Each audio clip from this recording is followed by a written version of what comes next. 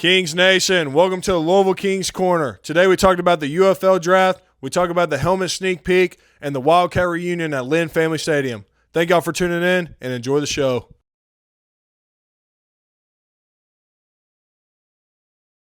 What's up, everybody? Welcome to Louisville Kings Corner, where we cover everything Louisville Kings. I'm Herbert Helton, my co-host Justin Montgomery, behind the camera producer / tech guy, Tyler Lawson. Big week this week, boys. We had the UFL draft. We had helmets come up. Uniform sketches. We got a lot to dig into this week, don't we? Yeah. So. And schedule coming out Thursday. This Thursday. Yeah. So, let's first. How do you boys think the draft went? Pretty good. I think Coach Redman is a very offensive-minded coach for sure. Yeah. You got a lot of big names on the offensive side. There's some good ball players on the defense side too as well, so I'm excited. Our team is going to be fast, man. We drafted just freaking flash players, dude. Yeah. So I'm really excited about that. Tyler, you got anything on how the draft went? The only thing that kind of upset me, which I know we talked about it, was just not having being able to watch the draft. Yeah. Yeah, that's trying to find it we got to go to. Yeah, shout out who's that? Oh man. I think they're just called the UFL Podcast.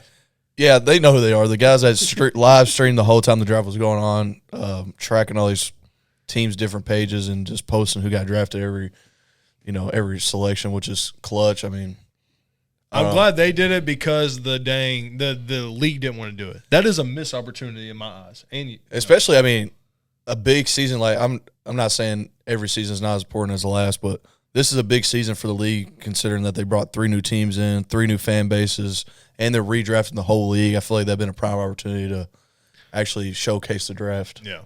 Oh, and season ticket members of the month, bro. Let's go, baby. Hey. Shout out Miss Tinley and the Louisville Kings. That was insane. We're the first ones ever picked. Yeah, that's go down in history. Yeah. We're in the UFL history books. Oh, yeah, here they are. Around the UFL. Thank y'all for hosting that. I felt so bad for him, man, because I think it started at 3 o'clock and the first pick didn't come around until 5. That was terrible. Yeah. And they were just sitting there and they were trying to find things to they did a pretty good job talking that long when there's nothing really going on. Yeah. I think they did a good job with it. But yeah, next year if the UFL is listening to this podcast, please. It could be a freaking I don't even know. You could probably watch it on their website or something. It doesn't got to be on TV. Yeah. Something, What do you think about the helmet? So the helmets were dope. Most teams have kind of put out what their helmets are going to be looking like. I think the Kings are sweet. Tyler, I know you said the same thing. Herb, on the other hand, I feel like they should have did more. I feel like they got shafted. Yeah, lightweight.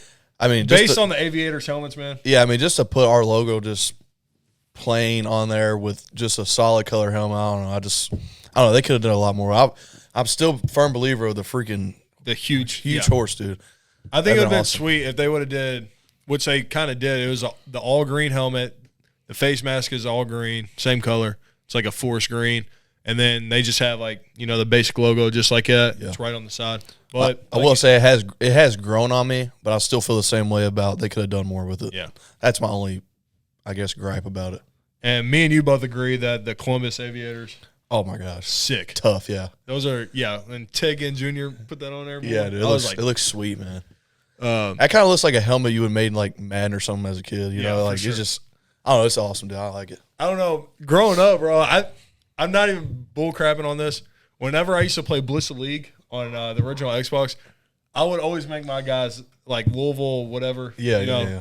And my team would always be green and that light green because I was playing on Stewart Pee Wee football at the time. Kind of crazy, but green and gold, yeah. So, hopping into the uniforms, what do you think about that? That's kind of what we pictured it would look like. And, pretty much right on the head what we said. So, if nobody knows yet, Mike Rapoli tweeted out this video. Sorry. Are those diamonds going down the leg? Ooh, that's sweet. That's sweet. I do like it. That is sweet. I like it. It better be going up on the entire side of the jersey too. That'd be tough. What if they paint the end zones like diamonds? Ooh.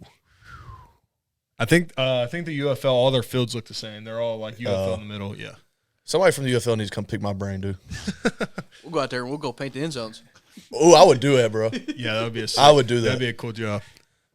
But yeah, the Louisville Kings, I think those are sweet. I like the Stallions too, bro. I ain't gonna lie. Yeah, the all gold. Yeah, that's tough. Yeah, just what B Nash did. They changed it to the all red or whatever, the helmet. I like that a lot too. I don't know. I think it looks good. All right, if you didn't know, Mike Rapoli, he tweeted out this picture on I think it's like Rapoli Stable is his Twitter name. But anywho, he just posted a rough sketch of all the jerseys, the home jerseys that are going to be out there this season. They look pretty sweet though. I mean, now that I can see like the whole uniform, I could see like I don't know. I like the helmet with that. I think it'll look good. Yeah. I think it's going to look goofy though if like, the green helmets and then the jerseys don't. It's like a completely different shade of green. I'm going to be upset. Yeah.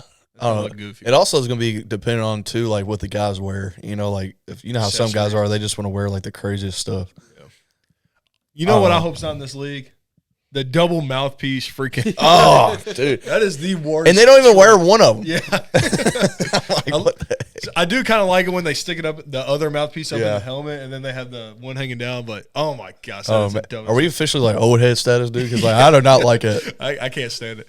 Dude, just wear white leggings, white cleats, and white socks, and your white gloves. You're good. You look fine, yeah. They got a yellow and a bright pink freaking mouthpiece hanging from their face, man. It just looks goofy. Hopefully, Coach Redman don't allow that kind of stuff. Yeah, I don't think so. I think he's like, it's cool. Oh, no, we sound like some real old people on here right now. Well, yeah, I don't even know when that became a thing, like actually having the mouthpiece attached to your face mask. I swear I seen it like probably 2 or 3 years ago. Like there would be a guy with two of them, but he would be wearing one, which I'm like, I still don't get it, but okay, But now you just have two dangling there, and then you're not wearing any of them. I don't know. But like if you're running full speed, bro, those things are just swinging in your face and a whole bunch. What's the point of it?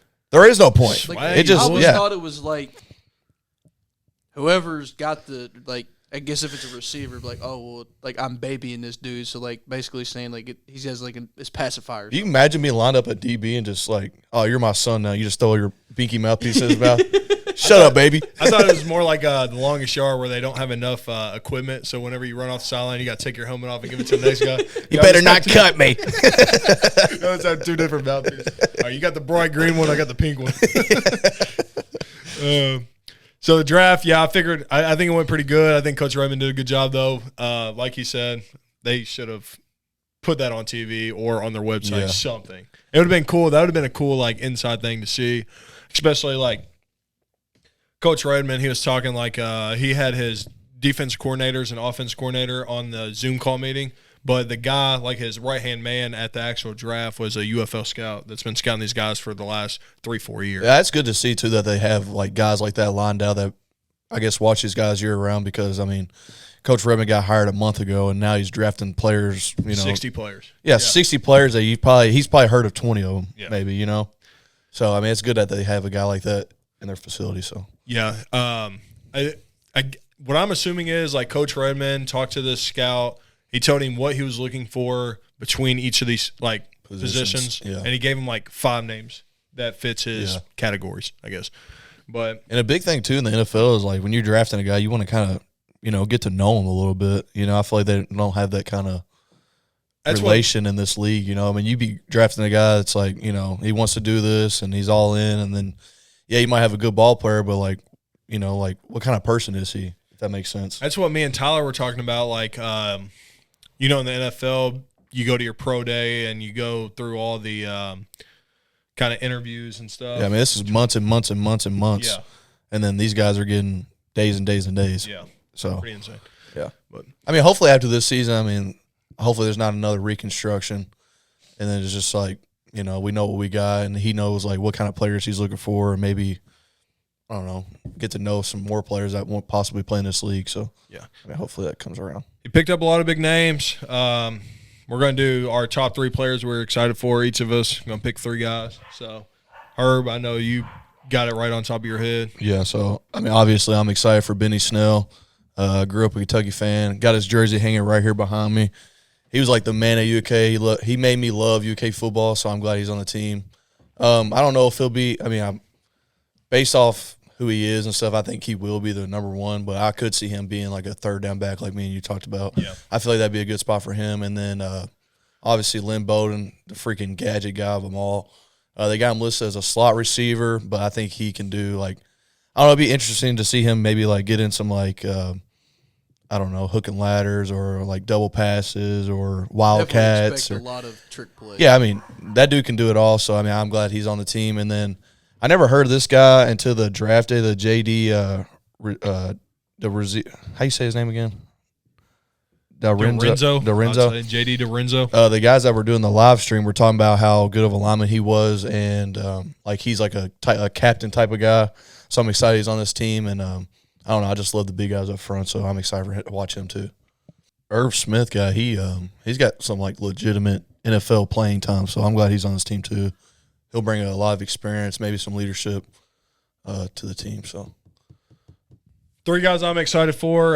Jonathan Adams for sure. Watched his film when we got him from the Memphis Showboats. He was one of the 12 guys that we picked up from there. But he was a dog in college. During the walkouts in the tunnel while they were walking out in college, he used to wear a Jason mask. Yeah. Just a stone cold killer, bro. he actually reposted or he put it on his story, that thing that you posted on there. I don't know, I hope he brings that kind of mentality, dude. I mean, yeah, it'd be good to have, like, that goes back to the whole personality thing. You kind of know what you're going to get with him, dude. You know, he's a killer, bro. Yeah, literally. He will slice and dice your freaking cornerback. Dog.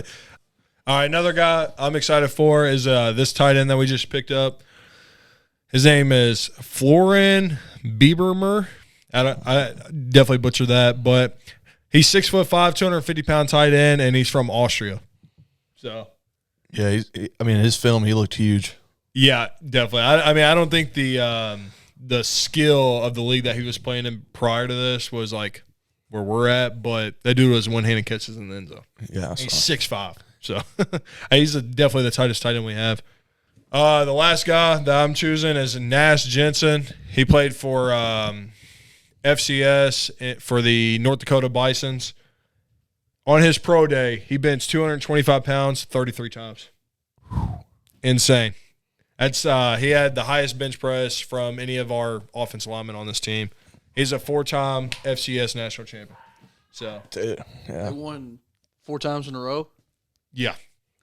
And also, he holds the NCAA record for game appearances at 70 games. So he's not a miss a game kind of guy. No, not at all. Good. You know what they say? The best ability is availability. That's right. It's a good mindset to have. All right, T-Bird, who you got going on? You know, we're big on hometown guys. Des Fitzpatrick, you know, Louisville guy. Yeah. Like he said, kind of similar with Lynn Bowden, gadget guy, good slot receiver. Next one, I mean, same thing. Willie Tyler played Louisville. I mean, I'm a big O-line guy. You know, I love being in the trenches. Yeah. You know, if you can win the ball up front, you know, on the line, you win the game. You win the game. Another one, kind of, you know, going back to the whole Thor thing, you know, just going off the name, but the linebacker we picked up, Steel Chambers. That is a hard name. I feel like just being a linebacker, having a name with Steel, I mean, you just got to be hard, you know, Yeah. all out. I'm curious. I want to watch this film, too. I might pull that up today. But. Also, another person I was thinking about was the Kalen Ballage. He's another running back. He kind of had a Marshawn Lynch type run for the Renegades last year. Oh, just breaking all kinds of tackles. Yeah, he's just like a heavy downhill runner, so I'm excited for him too. All right, my last guy, I've already picked 3, but here's another guy that I'm excited for is Chris Pierce Jr. He's another guy that we picked up off the Showboats. He's a 6'3", 233-pound tight end, but from his Memphis Showboat film, basically, that dude he's quick. He is a fast tight end. I think he's just probably a receiving tight end. I couldn't imagine he does a whole lot of blocking with that height and weight, but that dude was catching one-handers. He got long, like, dreads, bro, just stiff-arming people, so running people over. I mean, with the tight ends that we got 6 tight ends. That's pretty deep. three of them are 6'3" or taller and over 250. I feel like it's a lot of heavy sets we're going to be doing and running the ball. The Smith, he has like a pretty good stint in the NFL, so I think it's going to be good that we got him too because, bring that experience and that leadership. Yeah. And he kind of knows what it takes to make it to the, to the league and have that experience. So he was in the league for 6 years. Yeah, so it's good to have that kind of guy on our team too. One thing we got to do after the draft was over with is we got to get into a Zoom call meeting with Coach Redman. Herb couldn't make it in, but me and Tyler got to sit in there. And, man, that was insane. Let's go ahead and take a listen to that. Hey, Coach Redman. I'm Justin Montgomery from the Louisville Kings Corner. We're just a local podcast for the team. But we've seen a bunch of speedsters on the offensive side of the ball. What kind of offensive scheme are we thinking about running, like a RPO type offense or maybe an air raid, or what were you thinking? Well, I'm a big believer in your players dictate what you do. And obviously, my background, I like to throw the ball. So I like to have the ball up in the air as much as possible. But if your players dictate something else, we're going to do something else. We want to put our ball club in position to win games. We want to make sure that we're utilizing all the talent that we have. And we have a lot of talent on the offense, both sides of the balls. But I'm very excited about some of the weapons that we have, running the ball and throwing the ball. And so I'm real excited about having both dynamics. But I think that people show up at these games, they're going to be excited. It's going to be a lot of explosive plays, and I think there's a lot of movement. It looked very much like an NFL offense because one of my best friends and backup quarterbacks, Dave Ragone at the Rams. And, I really like what they're doing out there. And so Steve Logan, who's our offensive coordinator. And then we have Jeff Jagowinski, who was obviously the offensive coordinator for the Packers at one time. So our offense, I think it could be capable of a lot of things, but it will be exciting to watch. And I don't want to get too much in the weeds of what it's going to be. We're going to put something together that these guys like to do. And we're really there to help these kids get an opportunity to showcase themselves, to get them back in the NFL. And so we're going to do whatever it takes to do that. I think with this group, starting with Beam, I'm really excited that we're going to be able to, move the ball up and down the field. And, I'm excited to put that offense together. That's what we're doing right now. That was Coach Redman right there. Tyler, what was it like for us to get put into that phone call or that Zoom meeting technically with Coach Redman and the Kings? I definitely felt out of place. Yes, 100%. We was both at work trying to hear what he was going to say. It's kind of feels cool that he takes his time out of his day to do that. Yeah, because I know right now they're busy, super busy. So I think it's pretty cool that they let just some normal guys that run a podcast in there with people that get paid to do this for a living and ask questions and kind of pick his brain a little bit. I know he was super excited to talk to him. Like I knew as soon as that Zoom call was over, I was like, okay, he's gonna be calling me any second now. Literally as soon as it ended, his name popped up. We got to do it the first time too on Tuesday. I was on Tuesday. It was after the day one draft. I was super nervous to get in there, and actually, I wasn't even nervous to get in there, but I didn't know they were going to open up the floor to ask questions. Yeah, because the first time we got in there, they didn't let us. Yeah, we kind of prepared this time. Yeah. Was it 2 or 3 days in advance? Got an email. Like, oh yeah, you're getting the Zoom. Who was that? Heather Jeffcoat. Yeah, Heather Jeffcoat. Yeah, shout out to her for hooking us up with that too. So it's just nice because it's like people like WLKY, WDRB, freaking Curry Journal, people like that are in this phone call, and then he's got a couple guys who are in the basement. Yeah. Oh yeah. Also, shout out John Lewis. He was in there too. He has some really good questions. That dude is cool as a cucumber, man. That dude is awesome. Cool as a fan, huh? Yeah. But yeah, there's no shaking his voice at all. I mean, me on the other hand, it's completely different. Yeah, I was in the back of that truck. I was shaking. My legs were shaking. I was pacing back and forth. And then on top of that, when we first got in there, everybody had their Zoom cameras on, and I was like, "Oh, dude, I don't have mine on." So I waited, and they were like, "All right, Louisville Kings Corner, y'all have any questions or whatever?" So I turned mine on, and I was like, had it on me in the back of the truck. Another cool thing too was there's a reporter in there from Mexico City, Mexico. Oh yeah, really? Yeah, it was awesome. That's sweet. He he was cool too. He was just covering, I guess, all the UFL for the Mexico City and translate it over to Spanish and give it out to the citizens of Mexico. But that was pretty cool. Based on that interview and what he said, though, it makes sense why we got 8 receivers and 6 tight ends right now. Yeah. I mean, he wants to air it out. He wants to spin that ball down the field. On paper, like, we have a stacked team. Yeah, I mean, you have 8 good receivers on your team. I mean, 4 or 5 of them are like big names that we know and watched in college and stuff. And then, I mean, say throwing the ball ain't working for you, you just hand it off to Benny Snell. Or you got the Kalen. So, I mean, I don't know, man. I think the offense is going to be fun to watch. Yeah. He also said in a different interview, not this interview, but he also said that, like, all the guys that they wanted before going into this draft, they basically got. Yeah, that's and good. he said there was a few guys that he still wanted, but they were under NFL contract, blah, blah, blah. We've talked about that before. But he said all the guys that were available that he wanted, he basically got. So I also want to shout out Tanner Brown and Mac Brown because, kickers are people too. So shout out you guys, man. We're excited for y'all to be on the team also. So don't think we forget about you. Everybody hates them until it's their time to do their job. Yeah. I mean, they can either be your best friend or your worst enemy, bro. On here I'm seeing that the Louisville Kings don't have a long snapper yet, right? I know somebody used to long snap. Jay Montgomery over here. What number would I be for a long snapper? I'd be number 99. You got to wear 67 now. 67. 6'7". Oh, yeah.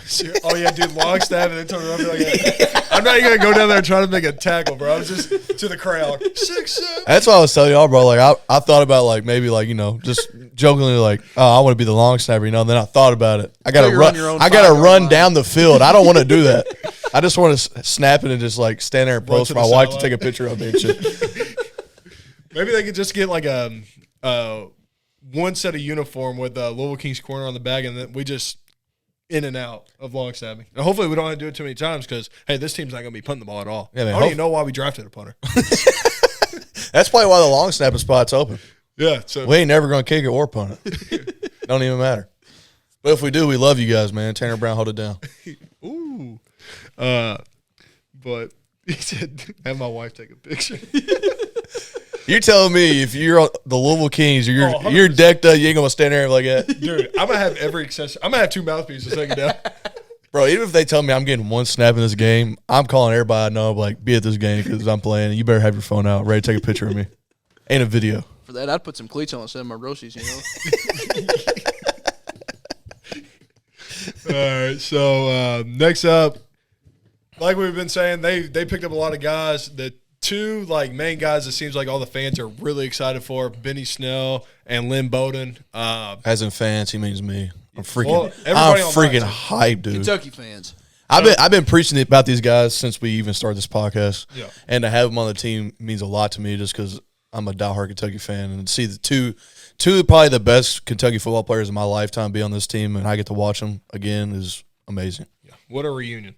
So I'm excited. I think this is definitely going to drive even if it's not season ticket holder price numbers, it's going to drive up at least those single game. That also comes with not just getting fans in Louisville hyped, it also gets the whole state hyped up and have guys like this because they play the UK. So it's not very often you can get UK fans and UFL fans to cheer for the same people. That's another reason why I was excited for this whole league and the team to be here is because all of us, we all have different opinions on every other thing besides this. It's our only I don't know. Thing we have in common. Yeah, our meshing point in sports is this team right here. Yeah. So I'm excited to, have something I can relate to my buddies with instead of be like, oh yeah, I hope your team loses this week because I don't want to play in the playoffs. Yep. Yeah, I think this means the world to the people outside of Louisville. This Benny Snell, this reunion of Wildcats. So I don't know. I think that's going to definitely bring guys from Lexington or Eastern Kentucky out, maybe drive to Louisville and come to some of these home games. And I'm saying, even if they don't show up to the games, that's another person that possibly watching this on TV. Yep. It's just another number. Bang, bang, bang, bang. So, yeah, I think it's good. So we got the schedule release and the single game ticket sales. That's on Thursday, January 22nd. I'm hyped about this schedule release. I've been waiting on this since we bought the season tickets. I'm hoping to see more. What would y'all want to see more of? Sunday games, Saturday games, Friday games? I wouldn't mind a few Friday night games. I think that'd be cool just to have something to do when you get off work. You just go straight down there, start hanging out with everybody, and then, watch a football game that night. Or, Saturday afternoon would be fine with me, and then, Sundays are, because I got to go work the next day. But I would have it on, either Saturday night or, Sunday at 1. Now, once you start getting into, late Sunday night games, I don't know how that's gonna be harder. That's gonna be harder for the team to draw numbers too, especially for people that are maybe possibly traveling to these games. Because, like I said, you got to work the next day, or most people have to work that next day. And if you're driving, say you live in, I don't know, Richmond or something, that's 2 hours of Louisville. And that's 2 hours back. Say the game starts at 6, it's going to be at least 3 to 4 hours, and then you got to drive 2 hours home. Plus traffic. Yeah, plus traffic. Trying to get out 65 is going to be shut down. Yeah. So you're talking about a freaking 12-hour day, dang near. Just come watch the game on Sunday. So, and that's not even including coming to the tailgate and watching the Louisville Kings Corner set up. Yeah, you gotta get there early to watch us. Yeah. You gotta get there very early. Yeah, there's gonna be a line.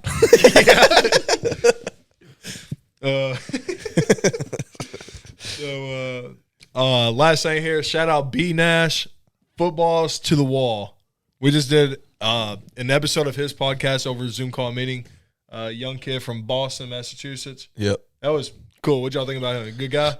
I think it's cool that, just to see, the younger generation, being interested in this too. So, it's cool for us and all that, but, if this league wants to last a long time, you got to get the younger fans interested in it too. And he's in it early, bro. So, I couldn't imagine. How old was he? Did he? I want to say he was 14. I was going to say 13 or 14. Could you imagine doing this at 14? No way. It'd be awesome, dude. I'm saying I don't. You at 14, could you just even imagine, oh, yeah, I'm going to have my own podcast? Bro, I would have pooped my pants if somebody would put a microphone in front of me at 14. Bro, mine would have been you had the iPod 4 touch generation with the headphone jack. You had the microphone with the cord. You got to stay here and hold it the whole time. That's it's also cool to see him doing it too, because we all know this stuff costs a lot of freaking money, dude. Yeah. So he's either putting back and saving for this kind of stuff, or just I don't know. It's cool that he. Yeah, I didn't want to say that, but it's cool that he's I don't know, investing in something that he enjoys doing. And if this league takes off, man, he got into it very early at a young age. So his longevity is going to be. He has 6 more years until he has to worry about grown up stuff. He has 6 more years until he has to worry about grown-up stuff, so he could, I'm sure he plays sports, but between sports and this, And he said he's a DC Defenders fan. He got to go to the championship game. That's sick. That's awesome, dude, yeah. So I wonder how far of a drive that is from Boston to DC. Or maybe no, they played in Texas, he said. No, championship game, they said they played in Texas. Oh, they definitely didn't drive. No, they did not drive. Still, though, man, just that's going to see, I know it's a smaller scale thing, but it'd be going to watch your team play in the Super Bowl. Yeah. Kinda. And that was during the XFL, right? He went. Because the UFL, they do all their, both the championship games they've had has been in St. Louis. And that would be sick if it's in St. Louis. We're going. I'm going. If we make it, yeah. I'm going. Well, when we make it. When do we make it? Yeah. My bad. I was going to get attacked. But, dude, Coach Redman just came out with the best football roster ever made. We're going to the UFL championship, man. Come on now. You know what? I'm hyped now. Nah.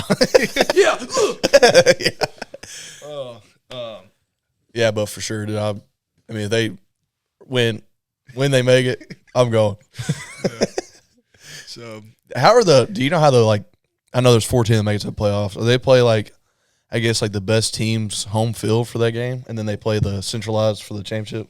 I'm not sure yet because I'm not sure how that'd work out with almost everyone playing in soccer stadiums or football stadiums.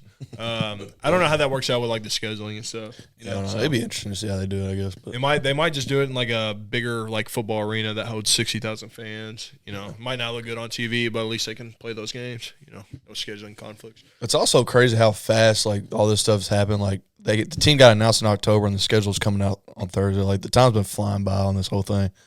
If you think about it. Yeah. Or are you saying it's everything's just it's flying by, it's coming so quick, I feel when the team first got announced, I'm like, dang, dude, they were talking about announcing the team in January. I'm like, dude, that's so far away, and then now it's here like that. The way I look at it though too is they're coming out with the schedule on the January 22nd. Bro, the first weekend of this league is March 27th. Right, so 2 months.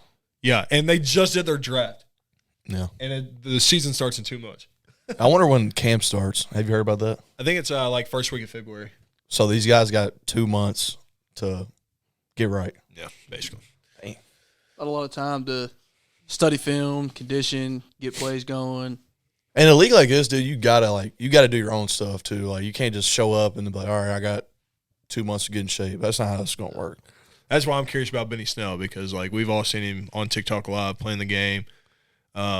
He had a good night a couple of nights ago when he was on live, just hanging out. So I'm curious. Like he's in the weight room. I've seen him post a video of him doing squats and stuff. But So, I mean, he looks the same. So I mean, he's got to be doing something. So, well, Logston, you got anything else? Herb? That's it. One more thing before we hop off here is you had the fan meet and greet on January 31st. It's on a Saturday, and that's from 11 a.m. to, I believe, 2 p.m. Yeah, there's going to be players and the coaches and stuff there. Yep. They were saying, though, it's only a handful of players, and then Coach Redman will for sure be there. I'm not sure about, like, the offense coordinators, defense coordinators. So, but yeah, if you're interested in, like, meeting players and stuff, that would be the good thing to go to. Yeah, we're definitely going to be up there. I'm very excited for that. We get to – and also I'm sure it's going to be, like, the first one where you can come in and you can kind of go around the entire stadium, check out your seat, or if you're interested in buying a single ticket, you can go around and kind of – see where you want to sit. yeah, get a feel of the arena. But I will say, dude, like talking about the season, like say you never been to this stadium, you never even seen it. Like when we went to that thing and we walked around the stadium, I swear, dude, you could sit in the worst seat in there and still be like dang near on the field. Yep. It's all the seats. Like if you're looking for single game tickets, I wouldn't worry about where you sit at because you're gonna be able to see everything no matter where you're at. That's what I would say about that. So, well, we appreciate y'all tuning in. You can listen to us on YouTube, Spotify, Apple, or wherever you get your podcasts. We have a huge grind coming up, 60 days. You'll see it on our Instagram and TikToks. Be on the lookout for that. 60 days straight of posting is going to be crazy. Some legwork.